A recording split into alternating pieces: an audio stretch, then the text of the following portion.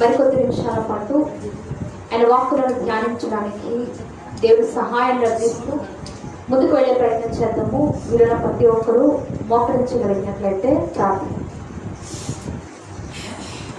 పరిశుద్ధుడు మహాగణుడు, ఆకాశం సింహాసనముగాను భూమిని పాదపీఠముగాను చేసుకుని తండ్రి ఘనమైన మహారాజుగా పిలువబడుతూ అల్పుడమైన మమ్మలను నాయన మీ పిల్లలుగా స్వీకరించిన విధానమును బట్టి తండ్రి మీకే అనలేని కృతజ్ఞతాస్తుతులు చెల్లిస్తున్నాను. దేవా, ఏ యోగ్యత లేని వారమైనప్పటికీ మీ సన్నిధి కాంతిలో మమ్మల్ని నిలవబెట్టుకున్నారు. దేవా, మీరు మాపై చూపిస్తున్న ఈ కృపను బట్టి మిమ్మల్ని స్తుతిస్తూ ఉన్నారు. తండ్రి, మీ సన్నిధిలో చేరినటువంటి మేము అపవాదికి అవకాశాన్ని ఇచ్చేవారుగా కాక మా ఆత్మీయ బ్రతుకులను మీ వాక్యం చేత శుద్ధి చేసుకున్నట్టు తండ్రి మలినమైపోతున్న మా హృదయాలను మీ వాక్యపు వెలుగులకు సరి చేసుకుంటూ మీ సహాయం మాకు దయచేయండి. మీ పిల్లలతో కలిసి మీ మాటలను ధ్యానిస్తూ ఉండగా సమయోచితమైన జ్ఞానంతో నన్ను నేను కనపరుచుకోనకు మిమ్మల్ని మహిమపరిచే ఒక పాత్ర నేను ఎత్తిపట్టుకున్నాను. ఈ ఆరాధన అంతటిలోనూ సమస్త మహిమ ఘనత మీరే పొందుకుని మీ కృపను మాకు తోడుగా ఉంచమని అర్థిస్తూ ప్రభువైన క్రీస్తు వారి పేరట ఈ ప్రార్థనా మనవులను మీ పాదాలకు సమర్పించి వినయముతో అడిగి వేడుకుని పొందుకొనుచున్నాము మా కన్న తండ్రి. ఆమేన్. మంచిది పిల్లరా, దేవుడు మనకిచ్చిన ఈ సమయంలో ఒక చక్కని విషయాన్ని మనం ధ్యానించడానికి ఆత్మీయంగా ముందుకు వెళ్ళే ప్రయత్నం చేద్దాం. పిల్లరా, మన కంటికి కనిపిస్తున్నటువంటి ఈ సమాజంలో కొన్ని సంఘాలు మనకు కనబడుతూ ఉంటాయి. ఏ సంఘాలు మనకు కనబడుతూ ఉంటాయి అని మనం ఆలోచిస్తే సామాజిక పరంగా కొన్ని సంఘాలు మనకు కనబడుతూ ఉంటాయి. ఉదాహరణకి మహిళా సంఘాలు విన్నారా? ఏంటి మహిళా సంఘాలు అంటే? ఏంటంటే మహిళలకు ఏమైనా హక్కులు కల్పించకపోయినా, మహిళలు ఏవైనా జరగరాని కార్యాలను ఎదుర్కొంటూ ఉన్నా, లేక అడుగునెక్కడో పడిపోతూ మాకంటూ కొన్ని హక్కులు లేవు, మాకంటూ కొన్ని ఏమీ మాకు సరిగా అందట్లేదు, మా పరిస్థితి ఇది అని వాళ్ళంతటి వాళ్ళు చర్చించుకొని వాళ్ళంతటి వాళ్ళు మాట్లాడుకొని వారంతటి వారే కొన్ని నిర్ణయాలు తీసుకుంటూ ఉంటారు. ఈ మహిళా సంఘాలన్నిటికీ కూడా ఒక పెద్ద మహిళ ఉంటారు, అంటే ఒక పెద్ద ఆవిడ ఉంటారు. ఇప్పుడు వాళ్ళకి ఏం కావాలన్నా ఆవిడతో మాట్లాడుకొని ఆ పరిస్థితి ఇది ఇది ఇది అని చెప్పుకొని కొన్ని నిర్ణయాలు తీసుకుంటూ ఉంటారు. ఇవి మహిళా సంఘాలు. ఆ మహిళలకు మాత్రమే సంఘాలు ఉన్నాయా అంటే పురుషులు ఊరుకోరు. మరి పురుషులకు కూడా కొన్ని సంఘాలు ఉన్నాయి లేదా? ఉన్నాయి. ఏమున్నాయా అంటే వాళ్ళకి సంబంధించిన కొన్ని సంఘాలు, వాళ్ళ ప్రాబ్లమ్స్, వాళ్ళ సమస్యలు వాళ్ళు చర్చించుకొని మాట్లాడుకోవడానికి వాళ్ళకి కొన్ని సంఘాలు ఉన్నాయి. ఇక ఇలాంటివి మరికొన్ని ఎక్కడ కనపడతాయా అంటే మనం చేసుకుంటున్నటువంటి పనులు ఏవైతే ఉన్నాయో, వ్యాపారాలు కానివ్వండి, వృత్తులు కానివ్వండి, వీటికి సంబంధించిన సంఘాలు కూడా ఉన్నాయి. ఒక చిన్నపాటి ఉదాహరణ ఏంటి అంటే లారీ యూనియన్లో సంఘం ఉన్నారు ఎప్పుడన్నా? అంటే లారీ నడిపే వాళ్ళందరూ కూడా ఒక యూనియన్. ఇప్పుడు లారీ నడిపే వాళ్ళందరూ ఏ రూట్లో వెళ్ళాలో, ఏ పనులు ఎవరు చేయాలో, ఏ పని ఎంతవరకు జరగాలో ఇవన్నీ కూడా ఆ యూనియన్ నిర్ణయాలు తీసుకుంటూ ఉంటారు. ఆ యూనియన్ వాళ్ళంతా చేసే పని ఏంటంటే ఒక వ్యక్తిని సెలెక్ట్ చేసుకుంటారు. ఆ వ్యక్తిని నాయకుడిగా వారి కొరకు నిలబెట్టుకొని లారీ యూనియన్కి సంబంధించిన ఏ సమస్య వచ్చినా ఆ నాయకుడి వైపు చూస్తారు. ఆ నాయకుడు ఏది చెప్తే అది జరిగిస్తారు. అంటే వాళ్ళకంటూ ఒక సంఘం, వాళ్ళకంటూ ఒక యూనియన్ ఉంది. ఆటో నడిపే వాళ్ళకు కూడా ఇలాంటివి ఉంటాయి. ఇప్పుడు ఆటో నడిపే వాళ్ళకు కూడా ఒక యూనియన్ ఉంటుంది. ఒక ఆటో ఎక్కిన వాళ్ళు కిరాయి మాట్లాడేసుకున్న తర్వాత ఇంకో ఆటో ఎక్కుతారంటే కుదరదు, వాళ్ళకు ఒప్పుకోరు. అంటే వాళ్ళకి ఒక యూనియన్. ఒకవేళ వాళ్ళకి ఏమైనా సమస్య వచ్చి ఏదైనా గొడవ అయిందనుకోండి, వాళ్ళు ఆ యూనియన్కి ఏ వ్యక్తిని లీడర్గా నిలబెట్టుకున్నారో ఆ లీడర్ దగ్గరకు వెళ్ళి సంప్రదిస్తారు. వాళ్ళు మాట్లాడుకుంటారు, వాళ్ళు చర్చించుకుంటారు, వాళ్ళు ప్రాబ్లమ్ సాల్వ్ చేసుకుంటారు. అంటే ఇలాంటి సంఘాలు కొన్ని కనబడుతూ ఉంటాయి. మహిళా సంఘాలు కానివ్వండి, ఆటో యూనియన్ సంఘాలు కానివ్వండి, లారీ నడిపే వాళ్ళ సంఘం కానివ్వండి, ఇలా చాలా కనపడుతూ ఉంటాయి సామాజిక పరంగా. అయితే ప్రత్యేకంగా ఒక సంఘం కనపడుతూ ఉంటుంది. ఈ సమాజంలో సంఘాలకు, మనం క్రీస్తును నమ్ముకున్నాము మీ సంఘం అని చెప్పుకుంటున్న క్రైస్తవులకు ఏంటి తేడా అయ్యా అంటే, ఈ సమాజంలో మనకు కనబడే సంఘాలేమో వ్యక్తుల చేత పరిపాలించబడుతున్న సంఘాలు. నాయకుడు ఏది చెప్తే దానికి తలూపేస్తారు, నాయకుడు ఏది చెప్తే దాన్ని ఫాలో అయిపోతారు. అంటే ఏ ప్రాబ్లం వచ్చినా ఒక నాయకుడి వైపు చూస్తారు ఈ సమాజంలో ఉన్న సంఘస్థులు. కానీ క్రీస్తును నమ్ముకున్న సంఘస్థులుగా మన సంఘానికి ఏంటంత గొప్ప ప్రత్యేకత అని మనం ఆలోచిస్తే బైబిల్ గ్రంథంలోకి వచ్చిన చూసుకొని మనం ముందుకోవాలి. అపోస్తుల కార్యములు, అపోస్తుల కార్యములు 20వ అధ్యాయం, అపోస్తుల కార్యములు 20వ అధ్యాయం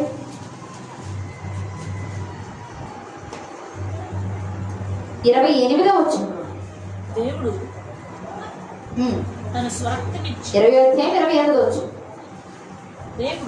దేవుడు తన స్వరక్తమిచ్చి, దేవుడు అన్న చోట కింద పుట్టినట్లు ఏం కనబడుతుంది? ప్రభువు. దేవుడు అనగా ప్రభువు. ఎవరయ్యా ఈ ప్రభువు అంటే యేసుక్రీస్తు ప్రభువారు. యేసుక్రీస్తు ప్రభువారు ఎవరో కాదు, దేవుడుగా ఉన్నటువంటి మనల్ని పరిపాలించేటటువంటి ప్రభువు అని పౌలు గారు మాట్లాడుతున్నాడు.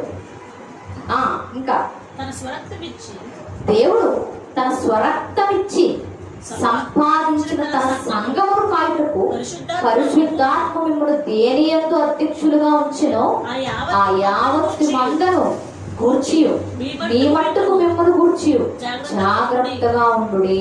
చాలు. ఏమని మాట్లాడుతున్నాడు ఆయన? దేవుడు తన స్వరక్తమిచ్చి సంపాదించాడు సంఘాన్ని. సంఘం అనగానే మనం 4 గోడలు అనుకుంటాం, 2 కిటికీలు అనుకుంటాం, ఒక తలుపు అనుకుంటాం, లేదా సౌండ్ సిస్టమ్ అనుకుంటాం, కొంత ప్లేస్ మాత్రమే అనుకుంటాం. కానీ సంఘము అంటే గోడలు కాదు, సంఘం అంటే తిరిగే ఫ్యాన్లు కాదు. సంఘము అంటే క్రీస్తులోనికి ఎవరైతే బాప్తిస్మం పొందుకుని అడుగులు వేశారో వారంతా క్రీస్తు రక్తము చేత కొనబడిన సంఘం. మనమే సంఘం అంటే. మనల్ని ఎలా కొన్నాడు ప్రభువు అంటే రక్తమిచ్చి, స్వరక్తమిచ్చి కొన్నాడు, స్వరక్తమిచ్చి సంపాదించుకున్నాడు ఆయన.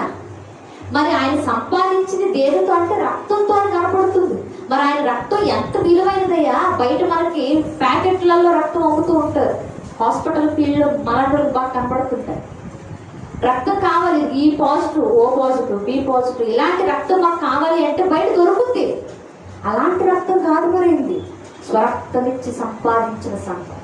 ఏంటి ప్రభు రక్తానుకున్న గొప్పతనము అంటే, ఎటువంటి పాపాన్నైనా సరే, మనిషి జీవితంలో అంటుకుపోయిన ఎలాంటి భయంకరమైన పాపం అయినా సరే ఆ పాపం అంతటిని పవిత్రంగా చేయగలిగినది ప్రభు రక్తం. బయట నువ్వు ఎంత వెలిచ్చినా దొరకంది ఆయన రక్తం. నువ్వు ఎంత వెల కడతానన్నా కట్టలేవు, నువ్వు మన జీవితం సరిపోవు. అలాంటి స్వరక్తాన్ని ఇచ్చి తానే తన రక్తాన్ని ధారపోసి ప్రతి పాపిని పవిత్రంగా తీర్చిదిద్దడానికి సంపాదించాడు ఆయన. అంటే ఆయన రక్తం అంత విలువైనదా? అంత విలువైనది. ఆ రక్తం ఇచ్చి మనలో కొన్నాడు. ఇప్పుడు సంఘం ఎవరిది? సంఘం ఎవరిది? వాక్యం చెప్పేవాళ్ళు కాదు సంఘం, పాటలు పాడేవాళ్ళు కాదు సంఘం, వాక్య పట్టణాలు చదివేసే వాళ్ళు కాదు సంఘం, ఎక్కువగా సంఘంలో ఏ వస్తువులు ఎవరు కొంటున్నారో వాళ్ళు కాదు సంఘం. ఎవరైతే రక్తాన్ని ధారపోసి నిన్ను కొన్నాడో ఆయనది సంఘం, ప్రభువుది. క్రీస్తుది సంఘం అంటే. సంఘం ప్రభువుది.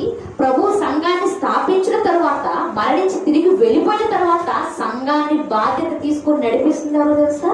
కింద మాట మనకు కనపడుతుంది కదా, తన స్వరక్తమిచ్చి సంపాదించిన తన సంఘమును కాయుటకు పరిశుద్ధాత్మ మిమ్మల్ని దేని యందు అధ్యక్షులుగా ఉంచెను. అంటే సంఘాన్ని ప్రజెంట్ నడిపిస్తున్నది ఎవరయ్యా అంటే పరిశుద్ధాత్ముడు. అందరం బాప్తిస్మం తీసుకున్నామా? తీసుకున్న తర్వాత మనకి ఇవ్వబడిన వరం ఏంటి? బ్యాంక్ బ్యాలెన్స్ కాదు, పరిశుద్ధాత్ముడు. మీరు మారు మనసు పొందిన తక్షణమే పరిశుద్ధాత్మని వరాన్ని పొందుకుంటారని లేఖనం సెలవిస్తుంది. అంటే బాప్తిస్మం తీసుకున్న మనందరిలో పరిశుద్ధాత్ముడు పనిచేస్తున్నాడు, పరిశుద్ధాత్ముడు మనల్ని నడిపిస్తున్నాడు, మనకు కాస్తున్నాడు. అదే రీతిగా సంఘస్థులు ఎక్కడైతే కూడుకుంటారో అక్కడ అధ్యక్షులుగా నిలబెడుతున్నాడు దేవుడు. కొంతమంది సంఘంలో చూడండి, కొంతమంది అధ్యక్షులు ఉంటారు, మంచి చెడులు చెప్తూ ఉంటారు, వినాలి. కొన్నిసార్లు పడిపోతూ ఉంటాం, పైకి లేపుతూ ఉంటారు, నిలబడాలి. కొన్నిసార్లు మనకు తెలియకుండానే మన జీవితంలో కొన్ని జరిగిపోతూ ఉంటాయి, అలాంటి తప్పు అని మనకు చెప్తూ ఉంటారు అధ్యక్షులుగా ఉన్నవాళ్ళు. సరి చేసుకోవాలి. పెద్దవాళ్ళు ఒక మాట చెప్పారు అంటే ముందు వెంటో నేర్చుకోవాలి, తర్వాత పాటించాలా పాటించకూడదు తర్వాత విషయం. ముందు వినాలి, చెప్తున్నారు మనకు ఉపయోగమేమో, మనం వెళ్తాం, మనకు అవసరమేమో చూద్దాం. ముందు వినే మనసు ఉండాలి. అందుకే బైబిల్ అంటుంది కదా, మాట్లాడటానికి నిదానించు, తొందరపడకు, కానీ వినడానికి మాత్రం వేగిరపడు. అధ్యక్షులుగా కొందరు నిలబెట్టి సంఘంలో ఒక క్రమాన్ని ఏర్పాటు చేస్తున్నాడు దేవుడు. సంఘం క్రీస్తు రక్తం చేత స్థాపించబడితే పరిశుద్ధాత్ముడు సంఘాన్ని నడిపిస్తూ ఉంటే కొందరు అధ్యక్షులు కూడా కొన్నిసార్లు మనం పడిపోకుండా మనల్ని నిలబెడుతూ వస్తారు. ఇది సంఘానికి ఉన్న ఒక క్రమం. ఎందుకు చెప్తున్నాను ఇది అంటే, బైబిల్ గ్రంథంలో ఎక్కువగా సంఘాన్ని దేవుని కొరకు నిలబెట్టిన భక్తుడు ఎవరయ్యా అంటే ఏమని చెప్తాం? ఎవరు ఇది చేశారా? కొంచెం గట్టిగా మాట్లాడలేరా? పౌలు గారు. సంఘాన్ని ఎక్కువగా దేవుని కొరకు కష్టపడి నిలబెట్టింది ఎవరయ్యా అంటే పౌలు గారే, అందులో డౌట్ లేదు. ఎన్ని సంఘాలు స్థాపించాడు ఆయన?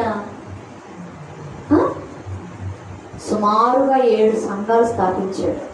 బైబిల్ గ్రంథంలో ఎక్కువ పత్రికలు రాసింది ఎవరయ్యా అంటే పౌలు గారే. సుమారు 14 పత్రికలు, రోమా పత్రిక మొదలుకొని హెబ్రీ పత్రిక వరకు పౌలు గారు రాసిన పత్రికలే.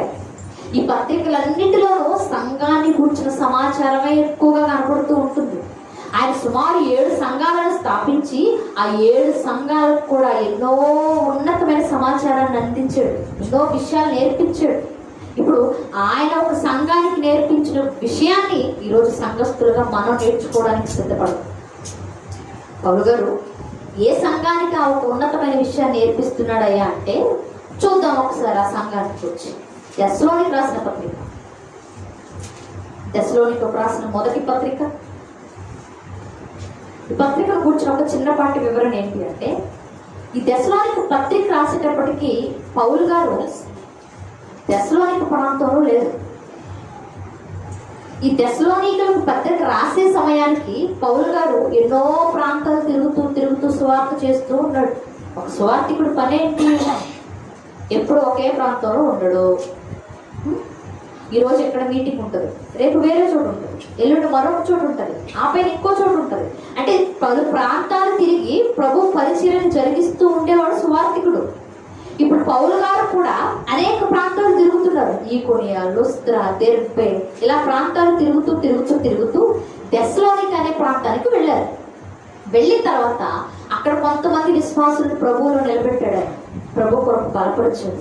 మీరంతా సంఘంగా కూడుకోవాలి, దేవుని హెచ్చరిక మాటలు మీరు వినాలి, దేవుని కొరకు మీరు బ్రతకాలి, దేవుని కొరకు ఎలా ఉండాలి అని వారికి బోధించి నేర్పించి కొంతకాలం అక్కడే ఉండి ఆ తర్వాత తెస్సలోనికీ ప్రాంతాన్ని విడిచి మరొక ప్రాంతానికి వెళ్ళిపోయారు. అలా వెళుతూ కొరింథీ ప్రాంతానికి వచ్చారు. ఈ కొరింథీ ప్రాంతానికి వచ్చినప్పుడు సుమారుగా 1.5 సంవత్సరం పైన అక్కడ ఉంటాడు ఆయన. 1 సంవత్సరం 6 నెలల పైన, అంటే 18 నెలల పైన ఉన్నాడు. ఈ 1.5 సంవత్సరం కొరింథీ ప్రాంతంలోనే గడుపుతూ ఉండగానే తెస్సలోనికీ పట్టణంలో విశ్వాసులుగా నిలబడిన వారు ఎంత గొప్ప జీవిత విధానాన్ని కలిగి బ్రతుకుతున్నారో ఆ ప్రాంతంలో ఉన్న కొందరు మనుషులు పౌలు గారి దగ్గరికి వచ్చి, ఏమండి పలానా తెస్సలోనికీ ప్రాంతంలో కొంతమంది ఉన్నారు, వాళ్ళకి దేవుడు అంటే తెలుసు, యేసు ప్రభు వారి కొరకు నిలబెట్టారు, దేవుడి కొరకు చక్కగా బ్రతుకుతున్నారు, మేము వాళ్ళని చూసి చాలా నేర్చుకున్నాము, వాళ్ళు చాలా గొప్పగా బ్రతుకుతున్నారండి అని పౌలు గారికి వచ్చి చెప్తున్నారు ఆ సమాచారాన్ని. ఇప్పుడు పౌలు గారి మనసు ఎలా ఉంటుందో ఆలోచించండి. నేను నిలబెట్టిన పిల్లలు దేవుడి కొరకు గొప్పగా బతుకుతున్నారు అంటే ఆత్మీయ తండ్రికి అది సంతోషమా కదా? నేను ఎప్పుడో వేసాను ఒక విత్తనం తెస్సలోనికీ ప్రాంతంలో, ఆ విత్తనం కాస్త మహావృక్షంగా ఎదిగి ఫలాలిచ్చే స్థితిలోకి ఎదిగింది. ఆ ఫలాలు అనేక మంది అందుకొని సంతోషిస్తున్నారు అన్న సమాచారం తెలిసినప్పుడు ఆ మొక్కను, ఆ విత్తనాన్ని వేసిన వ్యక్తికి ఎంత బాగుంటుంది, ఎంత ఆనందిస్తాడు. పౌలు గారు అలాగే ఆనందిస్తున్నాడు.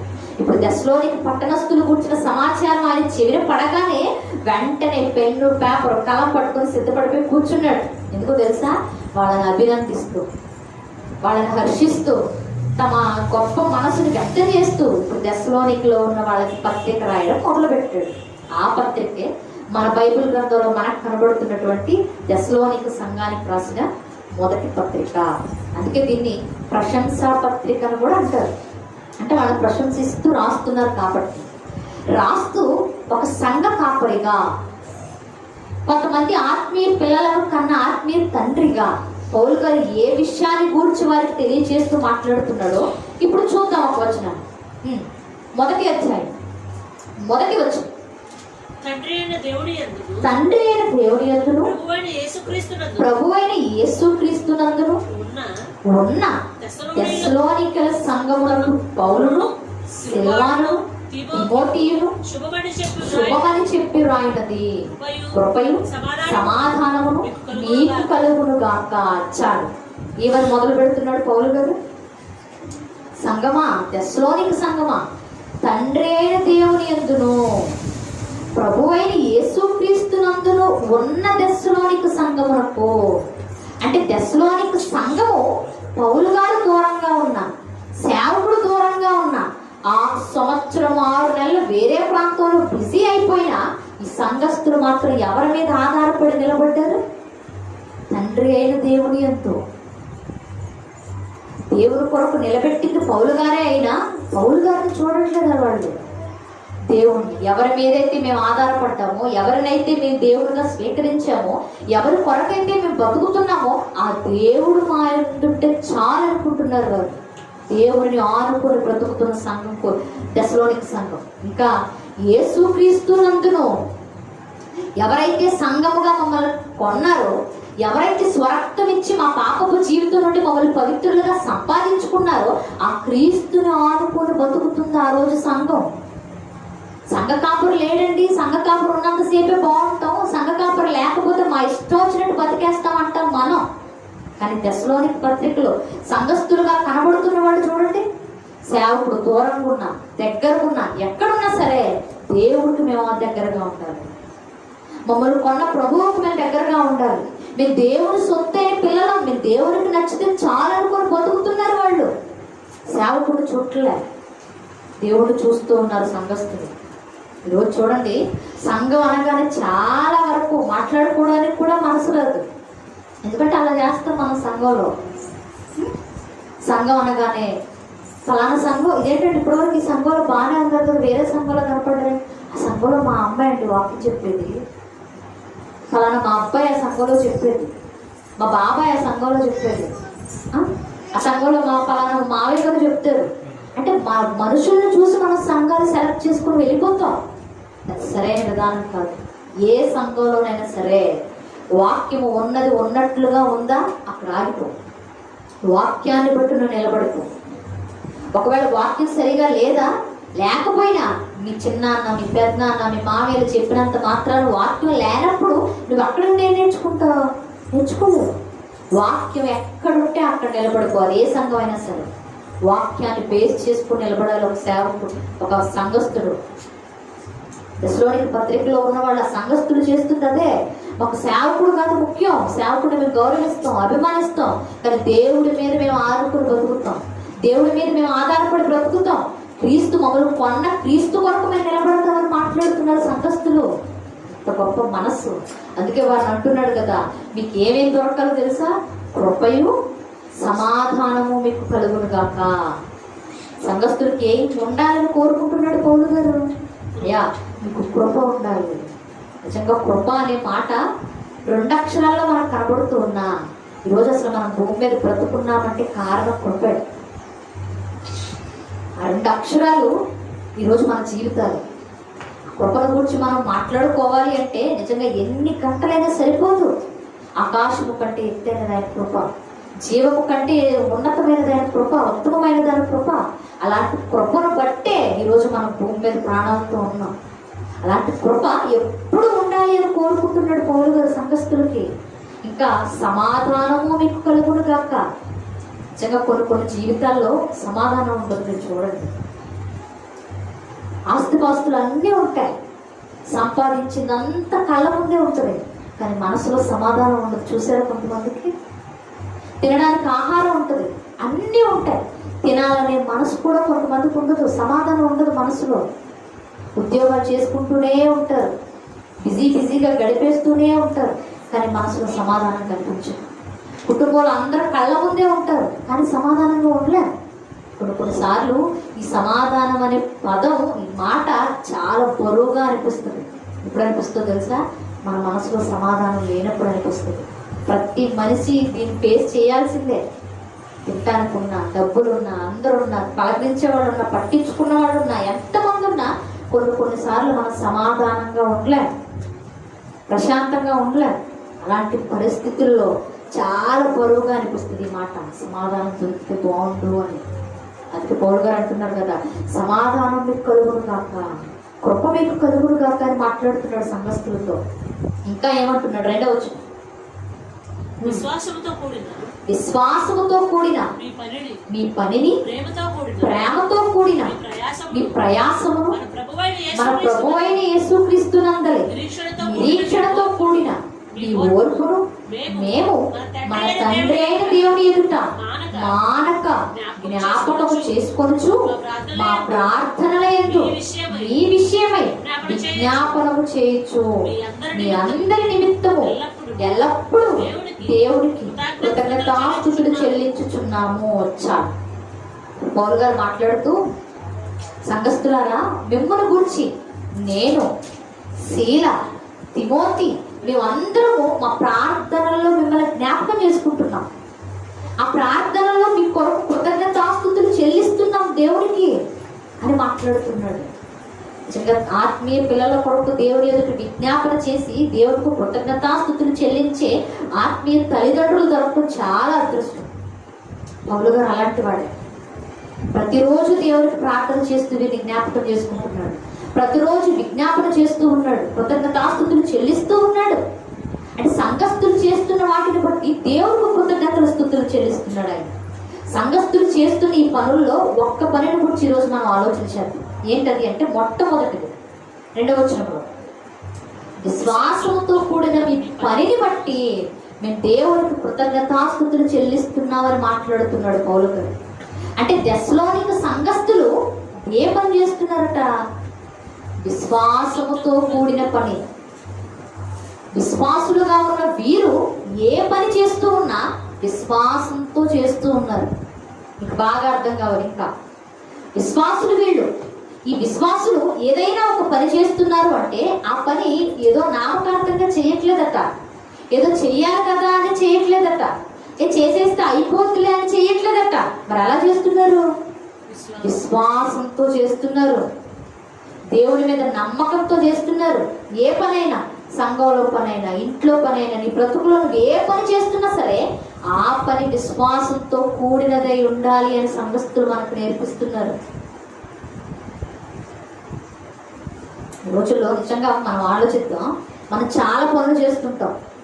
చర్చిలో కానివ్వండి, ఇంట్లో కానివ్వండి, పొలాల్లో కానివ్వండి, బ్రతుకు తెరువు కోసం చేసే పనుల్లో కానివ్వండి, ఏ పనైనా చేసుకుంటూ వెళ్తాం. చేయకుండా ఉంటామా? తప్పుద్దా? మనకు చేయకుండా తప్పుద్దా? పురుషులు ఉన్నారు, ఉద్యోగాలు చేయకుండా ఉండడం తప్పుద్దా? పొల పనులకు వెళ్తారు, పొల పనులకు వెళ్ళనంటే సరిపోద్దా? స్త్రీలు ఉన్నారు, ఇంట్లో పనులు చేసుకోకపోతే సరిపోద్దా? పిల్లలు పోషించాలి, పోషించకపోతే సరిపోద్దా? పిల్లల బాధ్యతగా చూసుకోవాలి, చూసుకోనంటే సరిపోద్దా? సరిపోద్దు. చాలా పనులు చేస్తాం మనం. ఈ పనులన్నీ విశ్వాసంతో కూడినవై ఉండాలి అని నేర్పిస్తున్నారు సంఘస్థులు.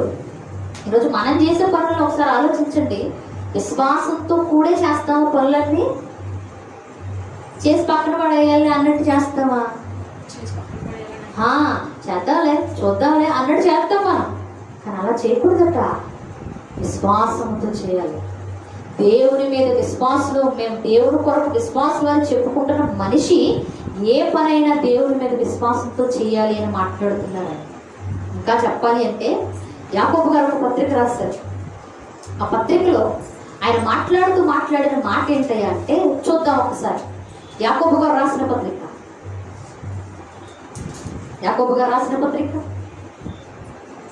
2వ అధ్యాయం 14వ వచనం నుండి, నా సహోదరులారా నా సహోదరులారా క్రియలు లేనప్పుడు క్రియలు లేనప్పుడు ఎవడైనను తనకు విశ్వాసం తనకు కలదని చెప్పిన విశ్వాసం కలదని చెప్పిన ఎడల ఏం ప్రయోజనం? ఏమి ప్రయోజనము? అట్టి విశ్వాసం అతను అట్టి విశ్వాసం అతన్ని రక్షించగలదా? ఏమని అడిగాడు?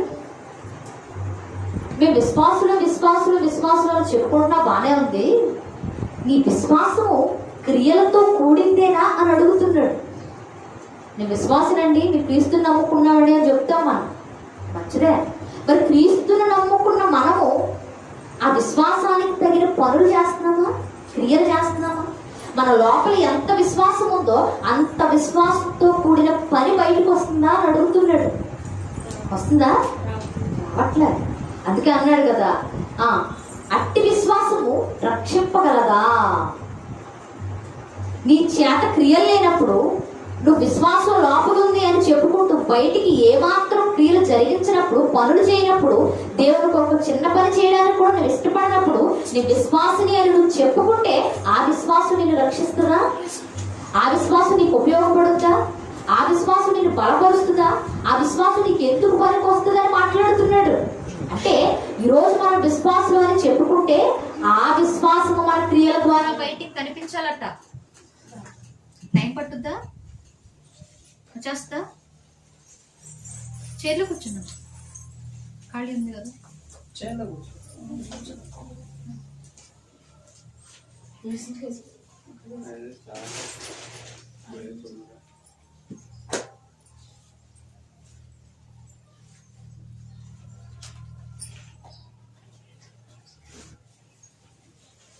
ఆ వైర్ తీసేయండి, కంటిన్యూ చేసేస్తాం. వైర్ లాగుతుందా? ఏమంటున్నాడు భక్తుడు? నీ క్రియలు లేనప్పుడు నీ విశ్వాసము నీకు ప్రయోజనమా? అంటే నేను విశ్వాసనండి అని చెప్పుకుంటూ విశ్వాసానికి తగిన క్రియలు నీ జీవితంలో కనిపించకపోతే, అలాంటి క్రియలు నువ్వు చేయడానికి ఇష్టపడకపోతే నీ విశ్వాసం నీకు ప్రయోజనమా? నీకేమన్నా ఉపయోగం ఉందా అని అడుగుతున్నాడు. నీ విశ్వాసం నిన్ను రక్షించే స్థితిలో ఉంచిందా అని అడుగుతున్నాడు. అంత ఉపయోగం లేదనమాట. అంటే విశ్వాసం లోపల ఉంటే ఖచ్చితంగా క్రియలు ఏమవ్వాలి? బయటికి కనిపించాలి. బయటికి కనిపించకుండా నేను విశ్వాసం అని చెప్పుకుంటే దేవుడు దాన్ని ఒప్పుకోవట్లేదు. ఇంకా అంటున్నాడు కదా, 15 వచ్చు, సహోదరుడైనను సహోదరి అయిన దిగంబరులై ఆనాటికి భోజనం లేక ఉన్నప్పుడు మీలో ఎవడైనను శరీరంలో కావలసిన వాటిని ఇవ్వక సమాధానముగా వెళ్ళుడి, చలి కాచుకొనుడి, తృప్తి పొందుడని చెప్పిన ఎడల ఏమి ప్రయోజనము? ఏమని అడుగుతున్నాడు?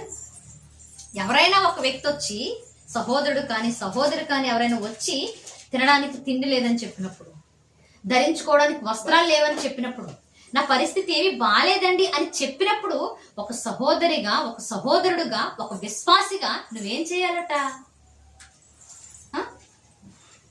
సరే అమ్మా జాగ్రత్త, మరి ఎవరో ఒకళ్ళు పెడతారులే తినేసి వెళ్ళిపో అంటాం కాదు, ఎవరో ఒకళ్ళు ఇస్తారులే తీసుకో అంటాం కాదు, జాగ్రత్త చలి కాచుకో, జాగ్రత్తగా ఉండు అని సమాధానంగా వెళ్ళని నచ్చజెప్పి పంపించేయడం కాదట. మనం కొన్నిసార్లు ఇవే చేస్తాం. ఎవరైనా సహాయం అని వచ్చారనుకో, నీ దగ్గర లేకపోతే చేయలేని పరిస్థితి దేవుడు చూసుకుంటాడు.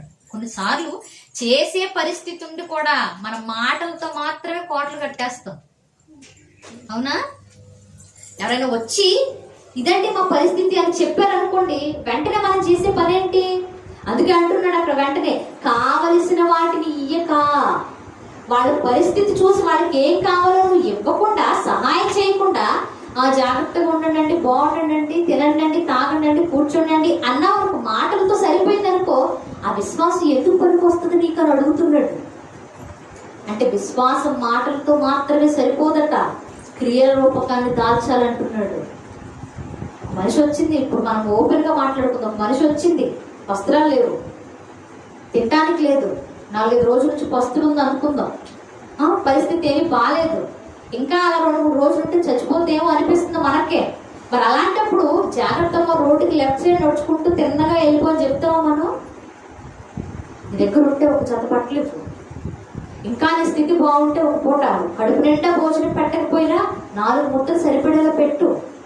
నీకు ఇంకా ఏమైనా సహాయం చేయాలనుకుంటే దేవుడు మెచ్చినట్లుగా ఏదో ఒకటి చేసి ఒక మాట చెప్పు. నువ్వు పని చేయకుండా మాటలు చెప్పేస్తే నీ మాటలకు విలువ ఉండదు. నువ్వు సహాయం చేయకుండా ఏదో మాటలతో కోటలు కట్టేస్తానంటే అవి పనికిరావు. పేక మేడలు లాంటి మాటలు అవి కూలిపోతాయి, అవసరం లేదు. వాళ్ళ అవసరాన్ని తీర్చినప్పుడే నీ మాటకు విలువ. అలా కాకుండా మాటలతో మాత్రమే చెప్పేస్తే అది విశ్వాస స్థాయి అనిపించుకోదు అంటున్నాడు. సహాయం చేసిన ఒక మాట చెప్పు, ఆ మాటకు బరువు ఎక్కువ, ఆ మాటకు విలువ ఎక్కువ. మాటలతో మాత్రమే ఉంటామంటే చేతలు మా వల్ల కావు అనుకుంటే నువ్వు విశ్వాసంగా సరిపోవు అంటుంది బైబిల్. ఇంకా ఏమంటున్నాడు కిందకు వచ్చేటప్పటికి 17వ వచనం 16వ వచనం చూసాం కదా. ఒక చిన్న మాట కూడా చూసుకొని మనం ముందుకు వెళ్దాం. మత్తయి సువార్త, మత్తయి గారు రాసిన సువార్త 25వ అధ్యాయం 25వ అధ్యాయం 31వ వచనం. తన మహిమతో మనుష్య కుమారుడు ఆయనతో కూడా సమస్త దూతలను వచ్చినప్పుడు ఆయన తన మహిమ గల సింహాసనం మీద ఆసీనుడై ఉండు. అప్పుడు సమస్త జనులు ఆయన ఎదుట పోగు చేయబడుతుడు. చాలు. ఇప్పుడు రెండవ రాకడలో ఎలా జరుగుతుందో మాట్లాడుతున్నాడు భక్తుడు. ఎలా జరుగుతుందట? మనుష్య కుమారుడు వస్తాడు, కొదమ సింహంలో వచ్చేస్తాడు. ఆయనతో పాటుగా దూతల సమూహం దిగుతుంది. దిగిన తర్వాత ఆయన సింహాసనం మీద ఆసీనుడుగా కూర్చుని పోగు చేస్తాడు. మనుషులందరినీ, మంచివారిని చెడ్డవారిని అందరినీ పోగు చేస్తాడు. చేసి కుడివైపున కొంతమందిని నిలబెట్టాడు, ఎడమ వైపున కొందరిని నిలబెట్టాడు. అంటే కుడివైపున ఉన్నవాళ్ళు ఒక కేటగిరీ, ఎడమ వైపున ఉన్నవాళ్ళు మరొక కేటగిరీ, మరొక బృందం. ఇప్పుడు కుడివైపున ఉన్న వాళ్ళని చూసి మాట్లాడుతూ అంటున్నాడు కదా 34వ వచనం. అప్పుడు రాజు తన కుడివైపు ఉన్న వారిని చూచి, నా తండ్రి చేత ఆశీర్వదింపబడిన వారులారా రండి, లోకము పుట్టినది మొదలుకొని మీ కొరకు సిద్ధపరిచిన రాజ్యమును స్వతంత్రించుకొనుడి. నేను ఆకలి కొంటిని, మీరు నాకు భోజనం పెట్టితిరి, దప్పికొంటిని, నాకు దాహం ఇచ్చితిరి, పరదేశినై ఉంటిని, నన్ను చేర్చుకొంటిని, దిగంబరినై ఉంటిని, నాకు బట్టలిచ్చితిరి, రోగినై ఉంటిని, నన్ను చూడవచ్చితిరి, చెరసాలలో ఉంటిని, నా యొద్దకు వచ్చితిరని చెప్పాను. ఏమంటున్నాడు ప్రభు? కుడివైపున ఉన్న వాళ్ళని చూసి మీరు లోపలికి రండి, మీరు దేవుని చేత ఆశీర్వాదాన్ని పొందుకున్న బృందం. మీరు భూమి లోకం పుట్టడానికంటే ముందు మీ కొరకు ఏ రాజ్యాన్ని అయితే దేవుడు సిద్ధపరిచాడో ఆ రాజ్యానికి మీరు వారసులు. ఆ రాజ్యాన్ని మీరు స్వతంత్రించుకోండి. జాగ్రత్తగా ఆహ్వానం పలుకుతున్న లోపలికి రండి అని పిలుస్తూ అంటున్నాడు కదా. మిమ్మల్ని లోపలికి పిలవడానికి కారణం ఏంటో తెలుసా? ఒకనొక రోజు నేను దిగంబరిగా ఉంటే మీరు నాకు వస్త్రాలు ఇచ్చారు, నేను ఆకలిగా ఉంటే నాకు ఆహారాన్ని పెట్టారు, నేను దాహంగా ఉంటే నాకు దాహాన్ని ఇచ్చారు, నేను రోజుగా ఎక్కడో హాస్పిటల్ పోవాలా, ఎక్కడో ఇంట్లో పడి ఉంటే నన్ను చూడటానికి, నన్ను పరామర్శించడానికి వచ్చారు మీరు. నేను ఎక్కడో బాధలో చెరసాల్లో ఉండిపోయాను, ఆ చెరసాల దగ్గర కూడా మీరు నా దగ్గరకు వచ్చారు, పరామర్శించారు. ఇవన్నీ చేశారు కాబట్టి మీరు లోపలికి రండి, రాజ్యాన్ని స్వతంత్రించుకోండి అని చెప్తున్నాడు ప్రభు. చెప్పగానే వాళ్ళు అంటున్నారట 37వ వచనం. అందుకు నీతిమంతులు ఎవరు? ఎవరు అంటే కుడివైపున నిలబడిన బృందం ఏ బృందం? నీతిమంతుల బృందం.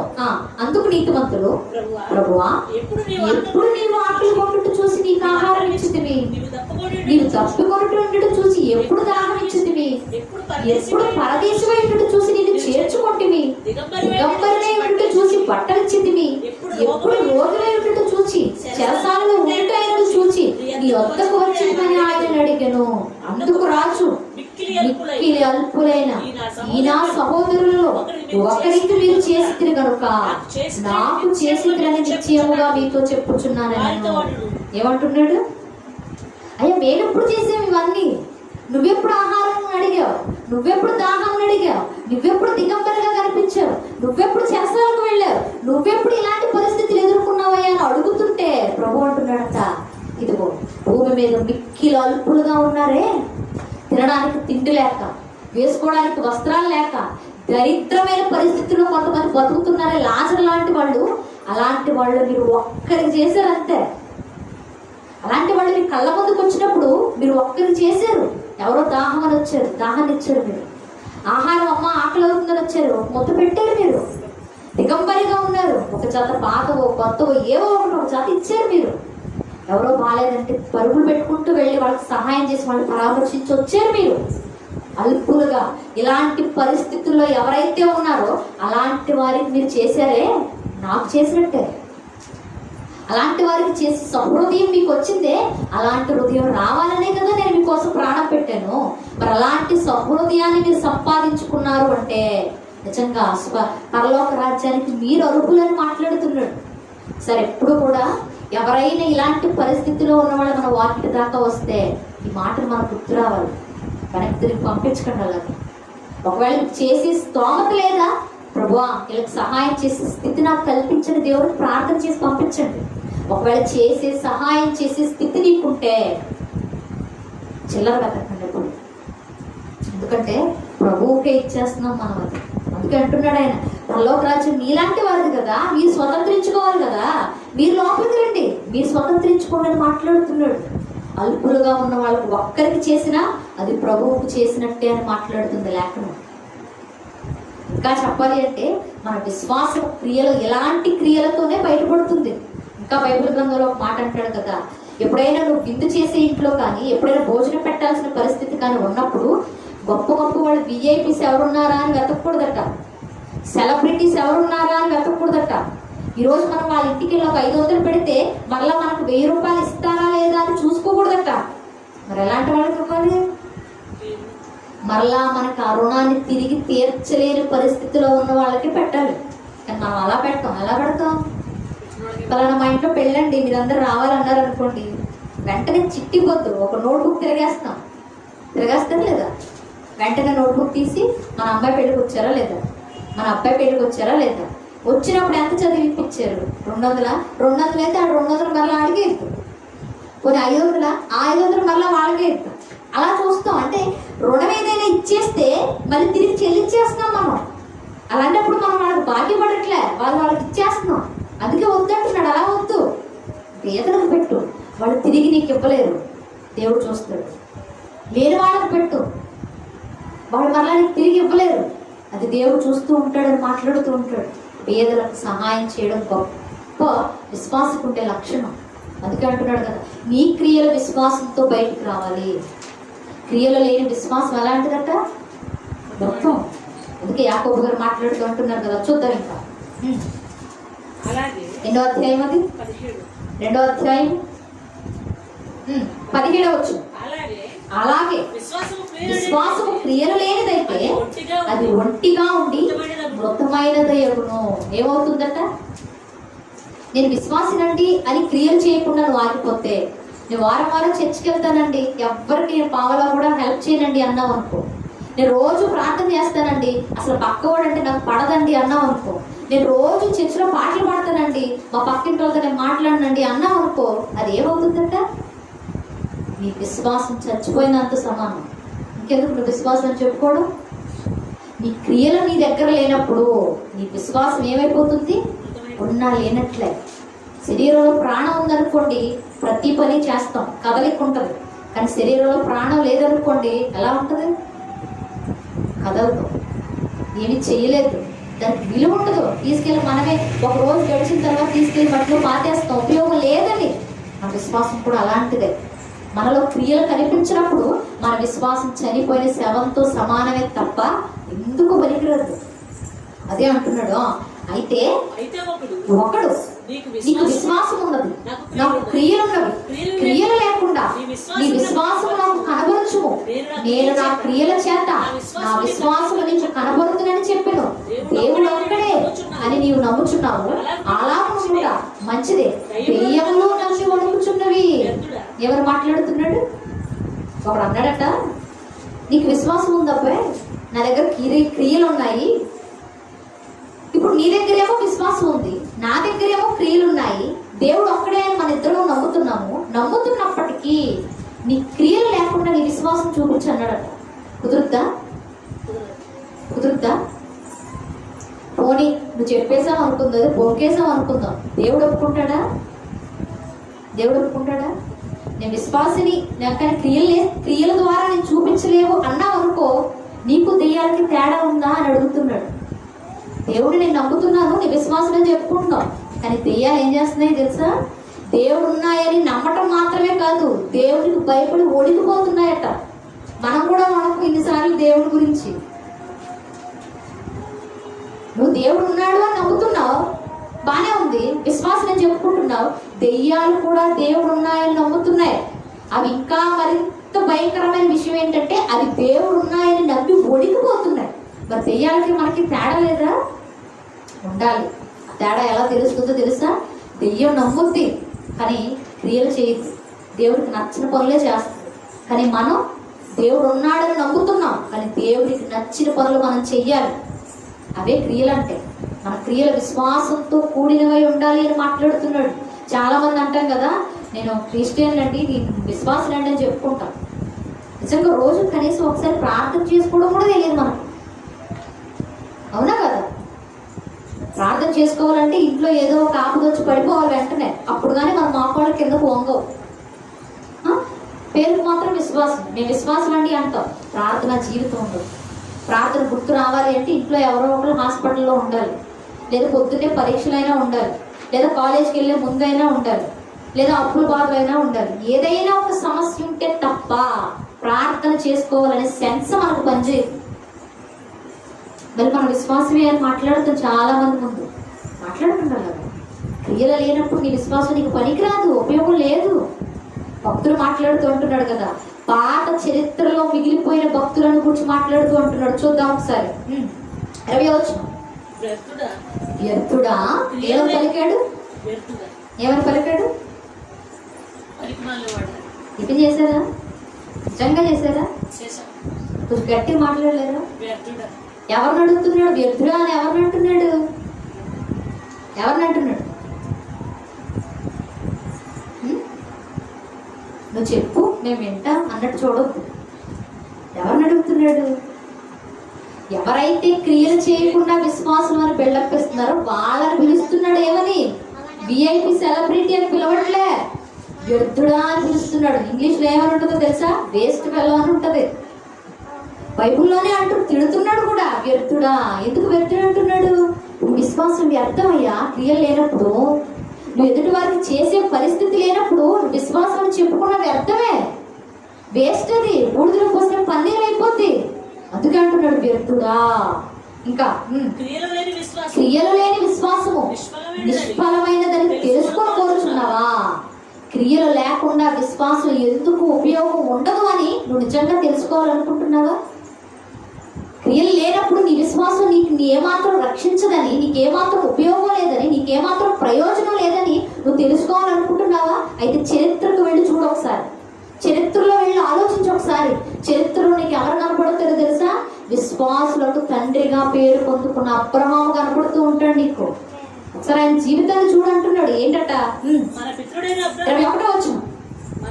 మన పితరుడైన అబ్రహాము తమ కుమారుడైన ఇస్సాకును బలిపీఠము మీద అర్పించినప్పుడు అతడు క్రియల వలన నీతిమంతుడని తీర్పు పొందలేదా? అబ్రహాము గారు నీతిమంతుడని తీర్పు ఎలా పొందాడట? నేను విశ్వాసం చెప్పుకున్నంత మాత్రం పొందలేదు, మరి ఇస్సాకుడు బలిస్తూ ఉన్నప్పుడు పొందాడు. ఈ సందర్భం బాగా తెలుసు కాబట్టి మాట్లాడేస్తాను. అబ్రహాము గారిని దేవుడు ఒకనొక రోజు కోరిన కోరిక ఏంటి? అబ్రహాము, నీ కుమారుని నాకు బలిగా ఇవ్వా అని అడిగాడు. బలిగా ఇవ్వా అనగానే ఆ మాట అబ్రహాముకి ఎలా ఉండాలి అసలు? బలివాడి ప్రభు తీసుకో అన్నట్టు ఉంటుందా? ఉండదు ఆ మాట. ఎందుకుంటుందంటే 75 ఏళ్ల వయసులో అబ్రహాముకు వాగ్దానం చేశాడు దేవుడు, నీకు ఒక కుమారుని ఇస్తాను అని. ఎన్నేళ్ళకి ఇచ్చాడు?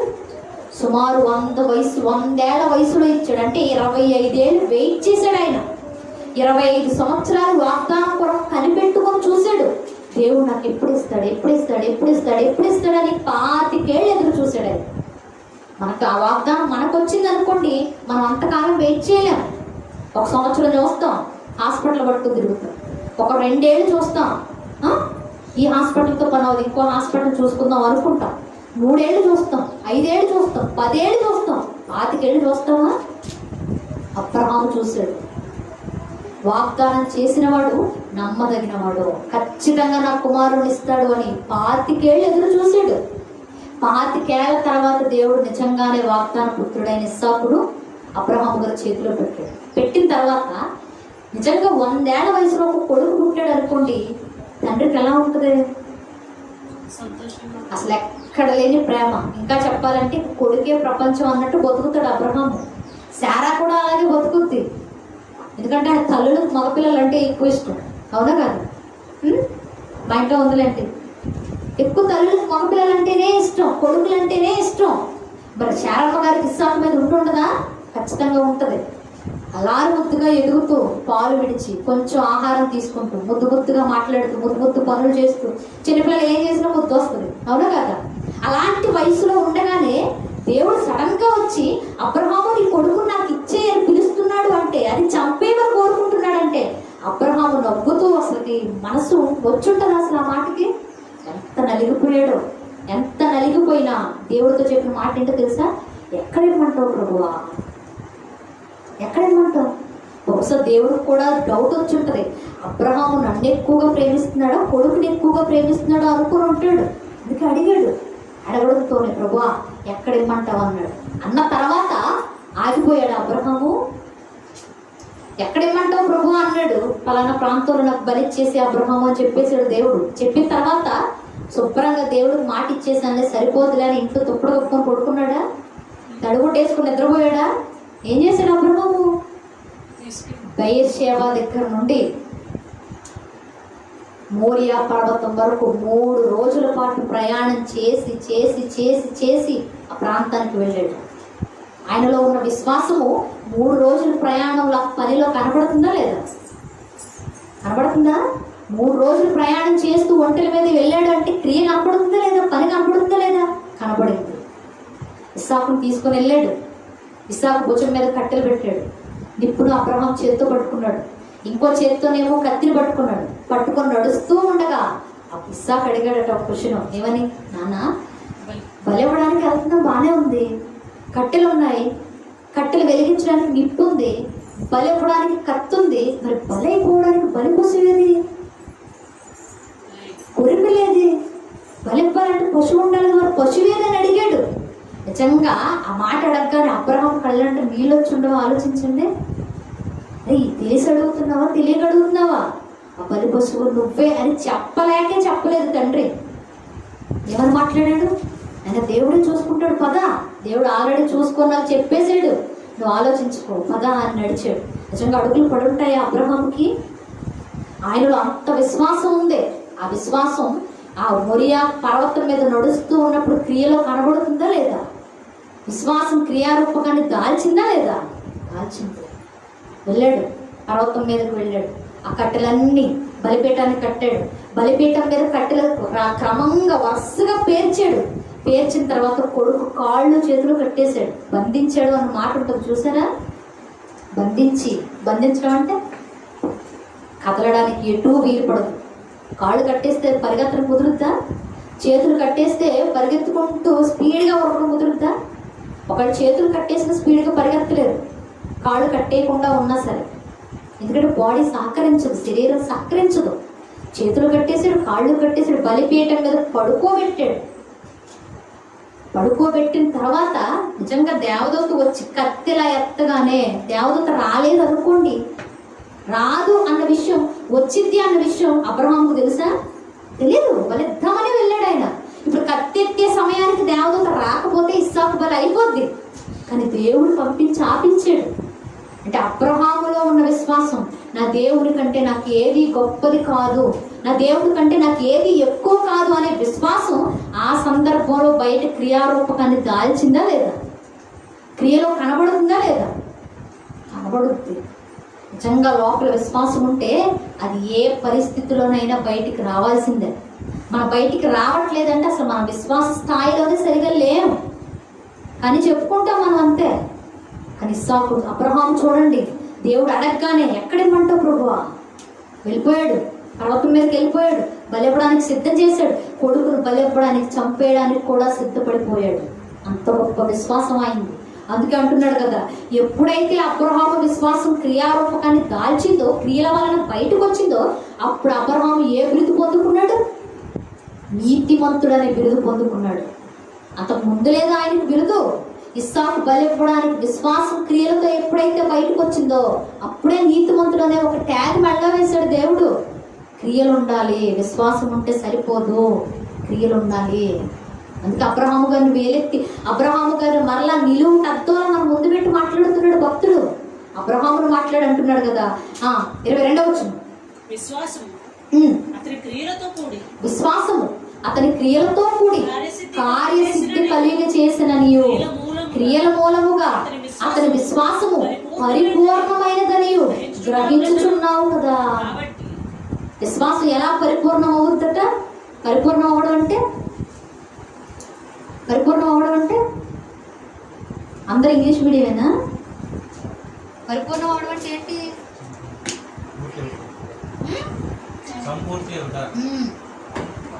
పరిపూర్ణం అవడం అంటే ఫుల్ఫిల్ అయిపోవడం, సంపూర్ణం అయిపోవడం. 100కు 100 మార్కులు వచ్చాయనుకోండి, ఏమంటాం మనం? బాబాయ్ మా అబ్బాయికి 10% వచ్చాయండి అంటాం. 10% అంటే అవుట్ ఆఫ్ వాళ్ళు ఎంతగా ఎగ్జామ్ పెట్టారో అన్ని మార్కులు వచ్చాయి అంటే పూర్తి మార్కులు వచ్చేసాయి. ఇప్పుడు అబ్రహాము కూడా అంతే.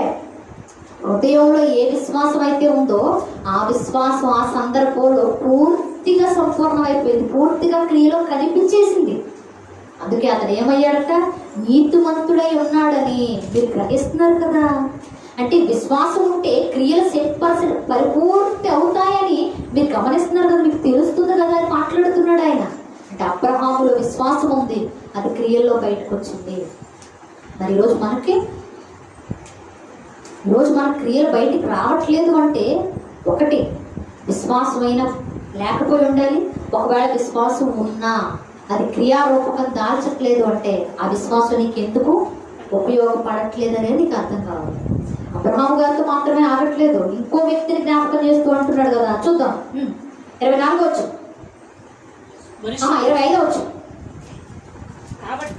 25వ వచనం. అటువలనే రాహాబును వేశ్య కూడా దూతలను చేర్చుకొని వేరొక మార్గమున వారిని వెలుపలికి పంపివేసినప్పుడు క్రియల మూలముగా నీతిమంతురాలని ఎంచబడిన కదా. రాహాబు ఏం చేసిందట? రాహాబు తెలుసా? ఎవరు? వేశ్య. ఇంకా అక్కడ అదే ఉంది. ఇంకా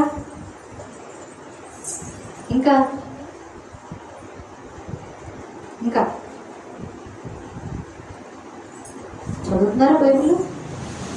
ఆదివారం నేను వచ్చినప్పుడు మాత్రమే తీసి మళ్ళీ షెల్ఫ్లో పడుతున్నారా? చదవండి. బైబిల్ చదవకపోతే బతుకుండదు మనకి. నేను ఓపెన్గా చెప్తున్నాను. ఈ లోకంలో ఏదో జాబుల కోసం ఒక 60 ఏళ్ళు బతకడానికి కనీసం 25 ఏళ్ళు చదువుతాం, అవునా?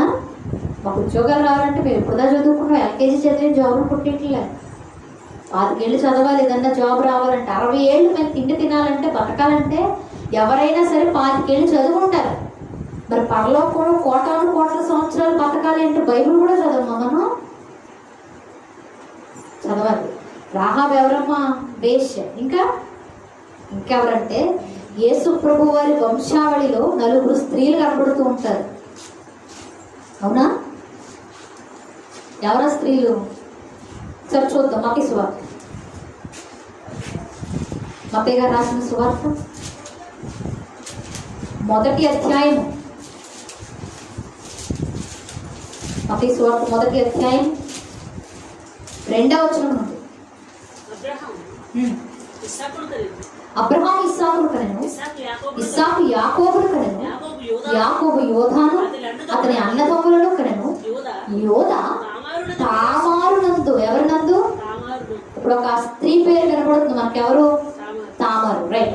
తామారునందు పెరేసును జెరహును కనెను, పెరేసు ఎస్రోమును కనెను, ఎస్రోము అరామును కనెను, అరాము అమ్మినాదాబును కనెను, అమ్మినాదాబు నయసోనుడు కనెను, నయసోను షల్మానుడు కనెను, షల్మాను రాహాబునందు.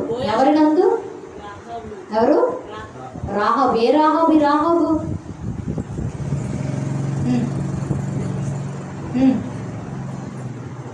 ఏ రాహాబు? వేశ్యగా ఇందాక మనం చదువుకున్నామే ఆ రాహాబే. ఆవిడ యేసుక్రీస్తు ప్రభు వారి వంశావళిలో 2వ స్థానంలో నిలబడిన స్త్రీ. ఆమె ఎంతసేపు మనం వేసే దగ్గర ఆగిపోతాం. అది పాస్ట్ అయిపోయిన జీవితం, అది గతం. అది గతాన్ని గురించి మనం పెద్దగా మాట్లాడుకుంటాం, కానీ గతం అక్కర్లే, వర్తమానం. ఆవిడ వర్తమానం ఏంటంటే యేసు ప్రభు వారి వంశావళిలో పేరు పొందుకున్న స్త్రీ ఆవిడ రాహాబు. ఏం చేసిందట ఈ రాహాబు? యాకోబు గారు రాసిన పత్రిక 2వ అధ్యాయం 25వ వచనం. అటువలనే రాహాబును వేశ్య దోతలను చేర్చుకొని వేరొక మార్గంలో వారిని వెలుపలికి పంపివేసినప్పుడు క్రియల మూలముగా నీతిమంతురాలని ఎంచబడెను. ఇప్పుడు ఈ వేశ్యగా ఉన్నటువంటి ఈమె ఆ సందర్భానికి నీతిమంతురాలిగా దేవుని దగ్గర నుండి పేరు పొందుకుంది. ఒక వేశ్య నీతిమంతురాలిగా దేవుని దగ్గర నుండి ఒక సాక్ష్యాన్ని పొందుకుంది అంటే మధ్యలో ఏం జరిగి ఉండాలి? విశ్వాసం జరిగి ఉండాలి. ఆ విశ్వాసం క్రియలతో సహా బయటకు వచ్చి ఉండాలి. ఇవి రెండు లేకపోతే దేవుడు నీతిమంతురాలనే ఒక సాక్ష్యాన్ని, ఒక ట్యాగ్ని ఆమె మెడలో వేయడు. మరి ఏంటి ఆమె విశ్వాసంతో చేసిన క్రియ ఏంటంటే ఆవిడ దోతలను చేర్చుకోవడం మాత్రమే కాదు, కానీ వేరొక మార్గంలో వాళ్ళని బయటికి పంపించేసిందట. అందువల్ల నీతిమంతురాలుగా పేరు పొందుతుంది. మనకి ఈవిడ గురించి కూడా దాదాపు నాకు తెలిసి సుపరిచితివి అందరికి. ఈమె ఒక వేశ్యగా ఎరుకో పట్టణంలో మిత్తి మీద ఉంటుంది. ఆ రోజుల్లో వేశ్య వృత్తులను లేక దేవదాసి వ్యవస్థను ఆ కాలంలో కనానీయులు ప్రోత్సహిస్తూ ఇదొక వృత్తిగా అక్కడ కొనసాగిస్తూ ఉంటారు. వేశ్య గృహాలు కట్టించి ఇదొక వృత్తిగా కొనసాగించేవాడు. ఆ వృత్తిలో ఉన్నటువంటి అమ్మాయే ఈ రాహాబు. ఎక్కడో మిద్దె మీద, ఆ గ్రామం మిద్దె మీద ఆ వేశ్యలో ఉన్నటువంటి ఇళ్లలో ఈవిడ కూడా ఒక ఇల్లు ఉంది. ఆ ఇంటికి ఒకానొక రోజు యెహోషువ గారు పంపించిన వర్తమానం ఏంటి అంటే, ఈ ఎరుకో పట్టణాన్ని దేవుడు మనకి ఇస్తానని వాగ్దానం చేశాడు. అది పాప పంకిలం అయిపోయింది. ఇప్పుడు ఆ ఎరుకో పట్టణం ఎలా ఉందో చూసి రండి అని 2 వేగుల వారిని పంపించాడు, 2 మనుషులను పంపించాడు. ఇప్పుడు 2 మనుషులు కాస్త ఎరుకో పట్టణానికి వెళ్ళి రాహాబు ఇంటిలో ప్రవేశించారు.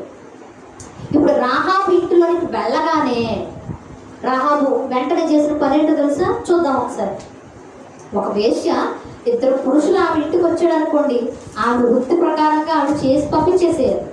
కానీ ఆవిడ చేసిన పని ఏంటో తెలుసు? చూద్దాం ఒకసారి. ఆశ్చర్యం అనిపిస్తుంది. యెహోషువ గ్రంథం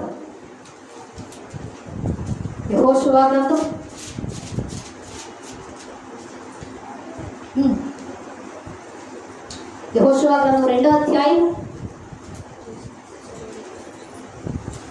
3వ వచనం. ఇక 2వ వచనం నుండి చూద్దాం.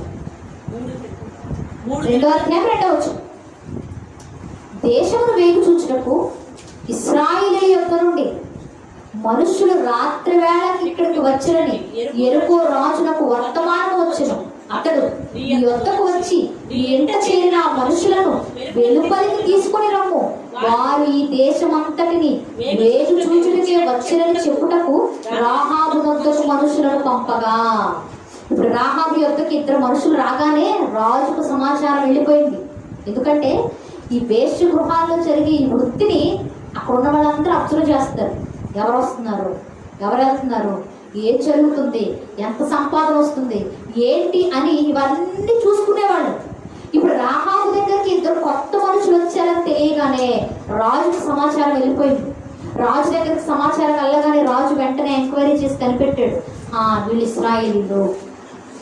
ఈ ఎరుకో దేశాన్ని, ఈ పట్టణాన్ని ఎలా ఉంది, ఏంటి, ఈ స్థితిగతులన్నీ తెలుసుకోవడానికి చూడటానికి వచ్చారు అని వెంటనే గమనించి 2 మనుషులు పంపించేశాడు.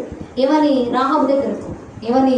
రాహాబు, నీ దగ్గరికి 2 మనుషులు వచ్చారు కదా, వాళ్ళు నీ కోసం వచ్చిన వాళ్ళు కాదు, ఈ దేశాన్ని వేగు చూడటానికి వచ్చారు, ఈ దేశాన్ని నాశనం చేయడానికి వచ్చారు, ఈ దేశం ఎలా ఉందో పరిశీలించడానికి వచ్చారు. వాళ్ళు ఎక్కడున్నారు నాకు అప్పగించు అంటే ఆ దేశానికి సంబంధించిన స్త్రీ అయి ఉండి ఆవిడ ఏం చేయాలి? అయ్యో రాజుగారు, మన దేశాన్ని చూడటానికి వచ్చారా, మన దేశాన్ని నాశనం చేయడానికి వచ్చారా, ఇక్కడే ఉన్నారు, పట్టుకొని తీసుకెళ్ళండి, శిక్షించండి అని అప్పగించాలి. అప్పగించాలా వద్దా? కానీ అప్పగించలేదు ఆమె. దేశద్రోహం అండి అందామా? అలా అంటానికి వీలు పడదు. అప్పగించలా. మరి ఏం చేస్తుంది? ఆ స్త్రీ ఆ 2 మనుషులను మనుషులను తోడుకొని వారిని దాచిపెట్టి మనుషులు నా యొద్దకు వచ్చిన మాట నిజమే, వారెక్కడ నుండి వచ్చిరో నేను ఎరుగను. చీకటి పడుచుండగా గదిని వేయబడు వేళకి ఆ మనుషులు వెలుపలికి వెళ్ళిపోయి వారెక్కడికి వెళ్ళిపోయారో నేను ఎరుగను. మీరు వారిని శీఘ్రముగా తరిమిరా పట్టుకొందురు అని చెప్పి తన నెత్తి మీద ఇద్దరిని ఎక్కించి దాని మీద రాసి వేసి జరుపు కట్టెలలో వారిని దాచిపెట్టెను. రాజుకు చెప్పట్ల సమాచారం, ఇద్దరిని దాచిపెడుతుంది. వచ్చిన మనుషులతో అంటుందట, అయ్యా వాళ్ళిద్దరు నా దగ్గరకు వచ్చిన మాట నిజమే, రావడానికి వచ్చారు ఒప్పుకుంటాను, కానీ వాళ్ళు ఎక్కడి నుంచి వచ్చారో నాకు తెలియదు. వాళ్ళ బయోడేటా మొత్తం తెలుసుకోవాల్సిన అవసరం నాకు లేదు కదా, నేను తెలుసుకోలేదు. వాళ్ళు ఎక్కడి నుంచి వచ్చారో నాకు తెలియదు. ఉన్నారు, కొంతసేపు ఉన్నారు, ఆ తర్వాత వెళ్ళిపోయారు. చీకటి పడుతూ ఉండగా ఈ ద్వారం, ఈ ప్రాంతానికి ఉన్న ద్వారం ఏదైతే ఉందో అది మూసేస్తారు కదా, అది మూసేసే టయానికి వాళ్ళు బయటకు వెళ్ళిపోయారు. వాళ్ళు ఎక్కడికి వెళ్ళిపోయారో కూడా నాకు తెలియదు. వచ్చారు, వెళ్ళిపోయారు, నాకు ఇవన్నీ తెలియదయ్యా అని చెప్పేసింది. చెప్పగానే అంటుంది కదా, మీరు వెంటనే పరిగెత్తుకుంటూ వెళ్తే వాళ్ళు దొరుకుతారు, ఇప్పుడే బయటకు వెళ్ళారు కాబట్టి మీరు వెళ్ళండి అని వాళ్ళని పంపించి ఇద్దరిని మిద్దె మీద ఉన్న చరుపు కట్టెలు ఏవైతే ఉన్నాయి, జమ్ము, అప్పుడప్పుడు మనం ఇళ్ళ మీద చల్లదనం రావడానికి వేస్తాం చూసారా, పాత ఇళ్ళ మీద కనపడుతుంటాయి జమ్ము. ఆ జమ్ము కట్టెలు ఏవైతే ఉన్నాయో ఆ కట్టెల్లో మొత్తం దాచేసింది వీళ్ళిద్దరిని. దాయాల్సినంత అవసరం ఏముందో ఆలోచించండి. పట్టించేస్తే రాజు ప్రమోషన్ అన్నా ఇచ్చేవాడు, కొంచెం 4 రూపాయలు ఎక్కువన్నా వచ్చాయి, కానీ పట్టించట్లా, దాస్తుంది. ఎందుకు దాస్తుందో తెలుసా? దేశద్రోహం అంటానికి మనం సరిపోం. ఎందుకంటే ఆమె ఒక విశ్వాసి కాబట్టి. వేశ్యావృత్తిలోనే ఉన్న యెహోవా దేవుని గురించి తెలుసుకున్న విశ్వాస ఆమె. ఇంకా కిందకు వచ్చేటప్పుడు అంటాడు కదా, 11వ వచనం, 2వ అధ్యాయం 11వ వచనం, 10వ వచనం నుండి చూద్దాం. మీరు ఐగుప్తు దేశంలో నుండి వచ్చినప్పుడు 10వ వచనం, మీరు ఐగుప్తు దేశంలో నుండి వచ్చినప్పుడు మీ ఎదుట యెహోవా ఎర్ర సముద్రమును నీరును ఎలాగో వారితో చేసినో యోర్దాను తీరమునున్న అమోరీల ఇద్దరు రాజులైన సీహోనును ఓగును ఏమి చేసిద్రో, అనగా మీరు వారిని ఎలాగో నిర్మూలన చేసిద్రో ఆ సంగతి మేము వింటిమి. ఏం విందట ఈవిడ? అయ్యా మీరు ఇశ్రాయేలీయులు కదా, మీ దేవుడు ఐగుప్తీయులలో 10 తెగుళ్లను రప్పించి మీ ఇశ్రాయేలు జాతి వారిని ఎలా అయితే బయటకు తీసుకొని వచ్చాడో ఆ విషయాలు మేము విన్నాం. ఎరుకో పట్టణంలో బతుకుతున్న మేము విన్నాం ఆ సమాచారం. మీరు ఐగుప్తు దేశం నుండి బయటకు వచ్చేటప్పుడు ఎర్ర సముద్రాన్ని మీ దేవుడు పాయలుగా చీల్చేశాడే, ఆ చీల్చినప్పుడు మీరు పొడి నేల మీద నడుచుకుంటూ బయటకు వచ్చినట్లుగా మీరు ఎర్ర సముద్రాన్ని దాటొచ్చారే, ఆ సందర్భాన్ని మేము విన్నాం. ఆ తర్వాత అమోరీలో రాజుల ఎదురు మీకు యుద్ధం జరుగుతున్నప్పుడు దేవుడు మీ పక్షాన ఉండి ఆ యుద్ధంలో ఆ ఇద్దరు రాజులను సీహోనును ఓగును ఎలా అయితే మీరు సంహరించి ముందుకు కొనసాగారో ఆ చరిత్ర మేము వినేశాం. ఒక వేశ్యకి దేవుని కూర్చున్న మాటల మీద ఎంత ఆసక్తి ఉంటుందా అసలు? ఆవిడ పనేదో ఆవిడ చూసుకోవాలి, కానీ చూసుకోవట్లా. దేవుని కూర్చున్న వార్తలు వినబడుతూ ఉంటే మనసులో దాచుకుంటుంది ఆవిడ. మేము విన్నాం, మీ చరిత్ర మాకు తెలుసు, మీ దేవుడు గొప్పతనం మాకు తెలుసు, మీరు మీ ఇశ్రాయేలీయులు వెనకున్న దేవుడి గురించి మాకు తెలుసు, మీరు గొప్పవారిని మాట్లాడుతుంది. ఇవన్నీ మేము వింటున్నప్పుడు మా మనసు ఎలా ఉందో తెలుసా? 11వ వచనం, మేము వినినప్పుడు మా గుండెలు కరిగిపోయాను. మీ దేవుడైన యెహోవా పైన ఆకాశమందును క్రింద భూమి అందును దేవుడే. మీ ఎదుట ఎట్టి మనుషులకైనను ధైర్యం ఏమాత్రము ఉండదు. నేను మీకు ఉపకారం చేసింది కనుక మీరు నా తండ్రి ఇంటికి ఉపకారం చేసి నాకు నిజమైన ఆనవాలు ఇచ్చి నా తండ్రియు నా తల్లియు నా అన్నదమ్ములు నా అక్క వారికి కలిగిన వారందరినీ చావకుండా బ్రతకరించి రక్షించమని వేడుకుందట. అంటే ఇవన్నీ వింటున్నప్పుడు ఆవిడ మనసులో దేవుని గురించిన ఆలోచనలు, దేవుడు గొప్పతనాన్ని వింటున్నప్పుడు విశ్వాసం అనే స్థాయి, ఇవన్నీ సంపాదించుకున్న వేశ్య ఆవిడ. లేకపోతే ఒక వేశ్యను నీతిమంతురాలుగా జడ్జి చేయడు దేవుడు. ఒక వేశ్యగా వృత్తిలో ఉన్న ఆ కాలానికి దేవుడి మాటలంటే భయం, దేవుడి మీద అంటే ఆసక్తి, దేవుడి గురించిన మాటలు వింటుంటే హృదయం కదిలిపోయిందట. అందుకంటుంది ఆకాశం అందే కానీ భూమి అందే కానీ భూమి కింద నీళ్ళే అందే కానీ మీ దేవుడు తప్ప ఇంకో దేవుడు లేడు. మీ దేవుడి ముందు మీ ముందు ఎట్టి మనుషులైనా నిలబడడానికి సరిపోరు. ధైర్యం సరిపోదు వాళ్ళకంటుంది. అంటే ఇశ్రాయేలీయుల గురించి, వారి దేవుని గురించి ఎంత గొప్పగా ఆవిడ విశ్వసించింది కాబట్టే ఇశ్రాయేలీయులు అనగానే దాచిపెట్టింది. రాజుకు అబద్ధం చెప్పి పంపించేసింది. దాచిపెట్టిన తర్వాత అడుగుతుంది కదా, అయ్యా నేను మీకు ఉపకారం చేశాను, ఈ వేశ్య గృహాల్లో నేను ఉండాల్సిన అవసరం నాకు లేదు, ఉండే అవకాశం కూడా నాకు లేదు, ఒకసారి నన్ను జ్ఞాపకం చేసుకోండి, మరలా మీరు ఈ దేశాన్ని స్వతంత్రించుకోవడానికి మీరు వస్తారు నాకు తెలుసు, దేవుడు ఈ దేశాన్ని మీకు ఇచ్చేస్తాడు నాకు తెలుసు, నాకు నమ్మకం ఉంది. వచ్చినప్పుడు నా తండ్రి ఇంటిని మీరు జ్ఞాపకం చేసుకోండి, నా తండ్రి ఇంటిని కాపాడండి, నా అక్క చెల్లెలను, నా అన్నదమ్ములను, నా తల్లిని, నా తండ్రిని, నా ఇంటి వారందరినీ కూడా మీరు రక్షించి నాకు ప్రాణభిక్ష పెట్టమని దేవుని పక్షాన ప్రమాణం చేయమని అడిగింది ఆవిడ. అంటే దేవుడి మీద ఎంత నమ్మకం ఉండాలి ఆవిడకి, అంత విశ్వాసం ఆవిడకి. విశ్వాసం మాటల్లో మాత్రమే ఉందా, వాళ్ళిద్దరినీ దాచిపెట్టి క్రియారూపకం దాల్చిందా? దేవుడు గొప్పవాడండి అని చెప్పి ఆగిపోయిందా? ఆ గొప్పతనానికి తగినట్లుగా ఆ ఇశ్రాయేలీయులని అప్పగించకుండా, ఆ ఇశ్రాయేలీయులని జాగ్రత్త చేసి దాచిపెట్టి భద్రపరిచి దేవుని పిల్లలను కాపాడి క్రియారూపకంలో ఆమె విశ్వాసాన్ని చూపించిందా లేదా? చూపించింది. దాచిపెట్టడం ఒక ఎత్తు అయితే పంపించేటప్పుడు ఎలా పంపిస్తుందో తెలుసు, చూద్దాం ఒకసారి. 16వ వచనం, 15వ వచనం. ఆమె ఇల్లు పట్టణపు ప్రాకారం మీద ఉండెను, ఆమె ప్రాకారం మీద నివసించలేదు కనుక త్రాడు వేసి కిటికీ ద్వారా వారిని తుంపెను. ఆమె మిమ్మల్ని తరమబోయిన వారు మీకు ఎదురుగా వచ్చుదురేమో, మీరు కొండలకు వెళ్ళి తరమబోయిన వారు తిరిగి వచ్చే వరకు 3 దినములు అక్కడ ఆగి ఉండు, తర్వాత మీ త్రోవలు వెళ్ళని వారితో చెప్పగా. ఏమని చెప్తుంది?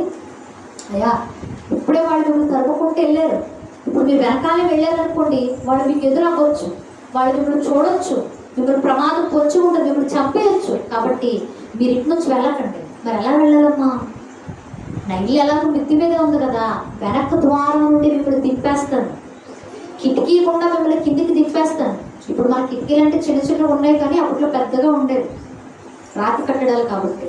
అలాంటి పెద్ద కిటికీలో తాడు వేసి ఆ తాడుతో మిమ్మల్ని కిందకి దింపేస్తాను. మీరు దిగిన తర్వాత కొండల ప్రాంతానికి వెళ్ళిపోండి, అక్కడ ఒక 3 రోజులు ఉండండి, ఉన్న తర్వాత క్షేమంగా మీ ప్రాంతానికి మీరు వెళ్ళిపోండి అయ్యా అని చెప్పేసింది. కిటికీ ద్వారం గుండా, అంటే ఒక మార్గాన్ని వచ్చిన వాళ్ళని దాచి అదే మార్గంలో వెళితే ప్రమాదం అని గమనించి మరొక మార్గంలో వాళ్ళని రక్షించి పంపించింది. అంటే దేవుని పిల్లలను కాపాడిందా? కాపాడింది. దాచిపెట్టి కాపాడింది, పంపించేటప్పుడు కూడా కాపాడి జాగ్రత్త చెప్పి పంపిస్తుంది తల్లి. ఎంత గొప్ప మనసు! ఎందుకంటే ఆమెలో ఉన్న విశ్వాసం అంత గొప్పది. అందుకే దేవుని పిల్లలు వీళ్ళు జాగ్రత్తగా పంపించాలి. వీళ్ళు బ్రతికి మరలా వెళితేనే మరలా ఈ దేశాన్ని స్వతంత్రించుకోవడానికి వచ్చినప్పుడు నన్ను రక్షిస్తారు, నా కుటుంబాన్ని రక్షిస్తారని గమనించింది ఒక స్త్రీ.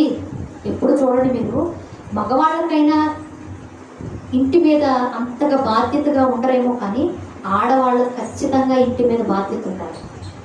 పిల్లల మీద కానీ, అత్తమామల మీద కానీ, తోబుట్టువుల మీద కానీ, తల్లిదండ్రుల మీద కానీ, భర్త మీద సహా అందరి మీద. ఇంట్లో ఇలా ఉంది అంటే ఇంటి మీద అందరి మీద ఆవిడకంటూ బాధ్యత ఉండాలి. రాహాబుకు ఉంది, అయ్యా నన్ను కాపాడయ్యా అంటే సరిపోయేది, కానీ నన్ను కాపాడమని మాత్రం అడగట్లా.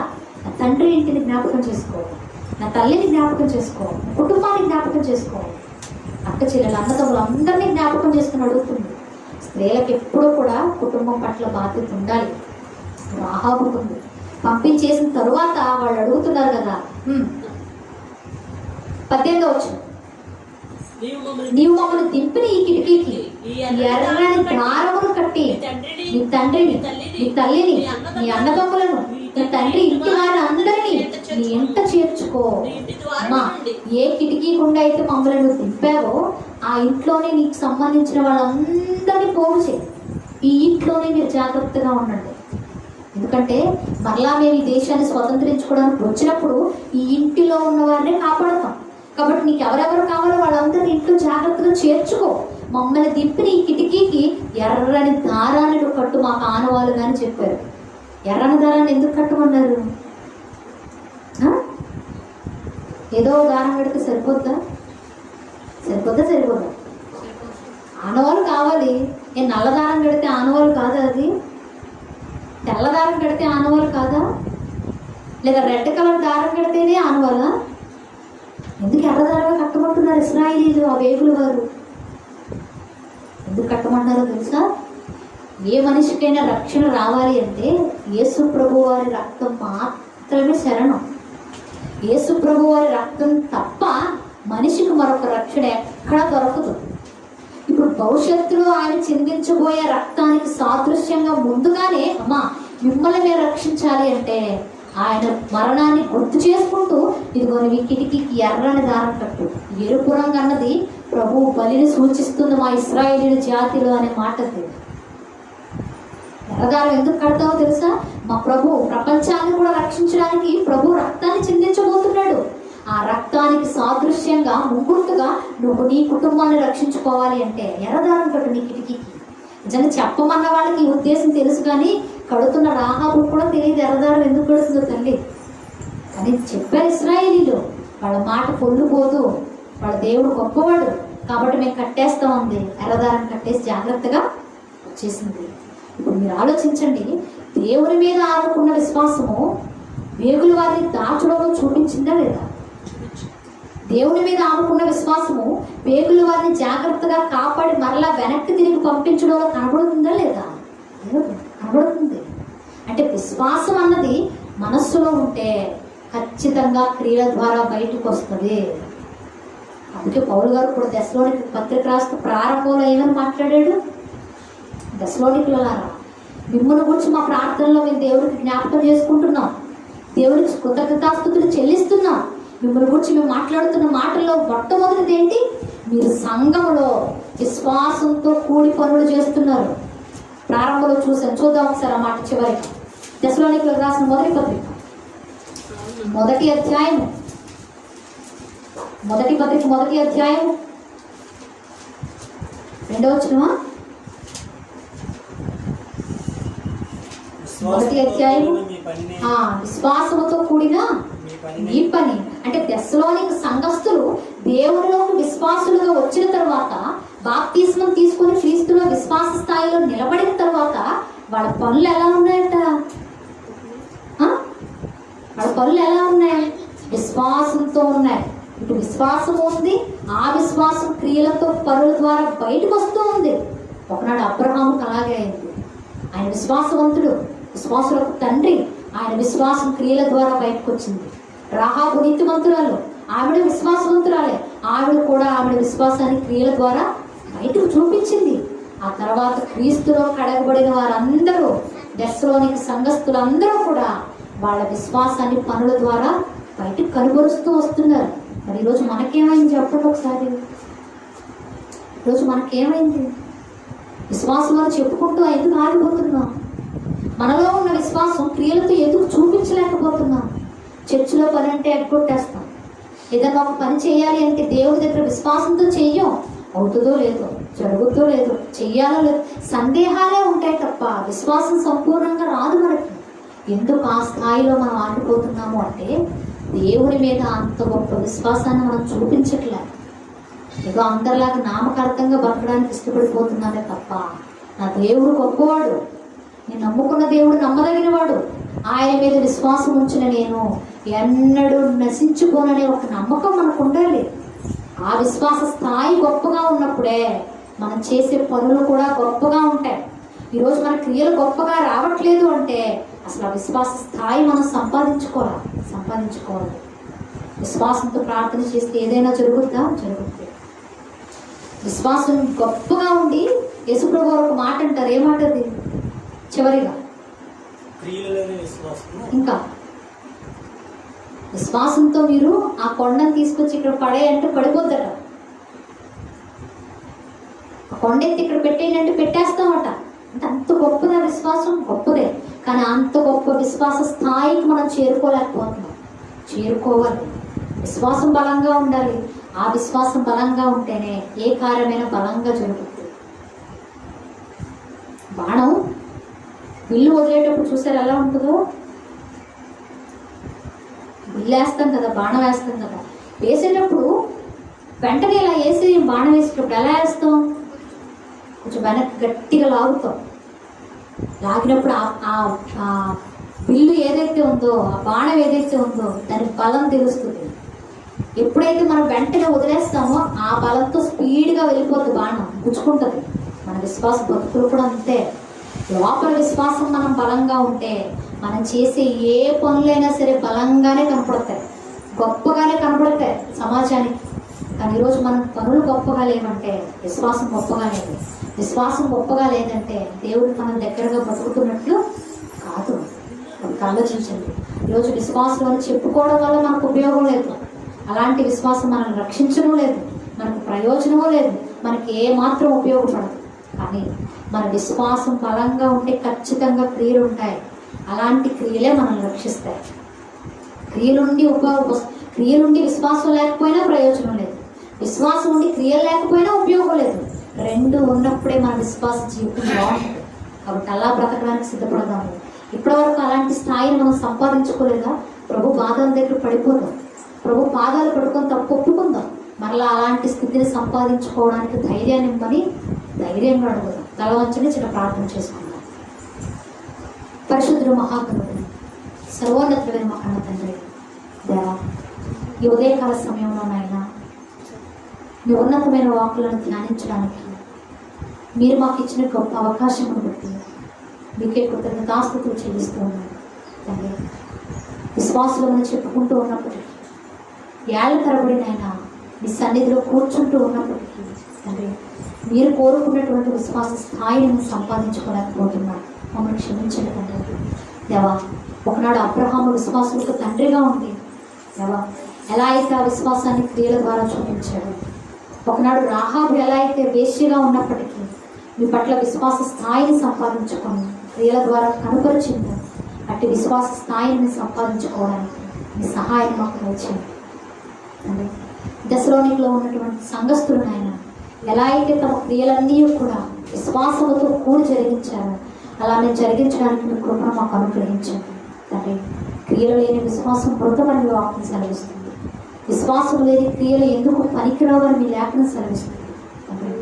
విశ్వాసము క్రియలు రెండు కూడా నాయన మా ఆత్మీయ జీవితానికి రెండు కళ్ళు లాంటివని భావించి తండ్రి, వెలుగు సంబంధులతో బ్రతకడానికి మీ సహాయాన్ని దయచేయండి. ఈ మాటలు ఎవరైనా మేమందరము నాయన మా హృదయంలో పొడవబడిన వారమే ఒక మంచి నిర్ణయాన్ని తీసుకొని మీకు మహిమకరంగా అడుగులు వేయడానికి మీ సహాయాన్ని మాలోని ప్రతి ఒక్కరికి దయచేయమని ప్రాధేయపడుతుంది. చేరవచ్చిన ప్రతి ఒక్క బిడ్డని జ్ఞాపకం చేసుకొని ఆత్మ సంబంధమైన ఆశీర్వాదంతోనైనా వారిని నింపమని వేడుకుంటూ ప్రభువైన క్రీస్తు వారి పేరిట ఈ ప్రార్థనా మనవులను ఈ పాదాలకు సమర్పించి అడిగి వేడుకొని పొందుకొచ్చున్నాము మా కన్న తండ్రి. ఆమేన్.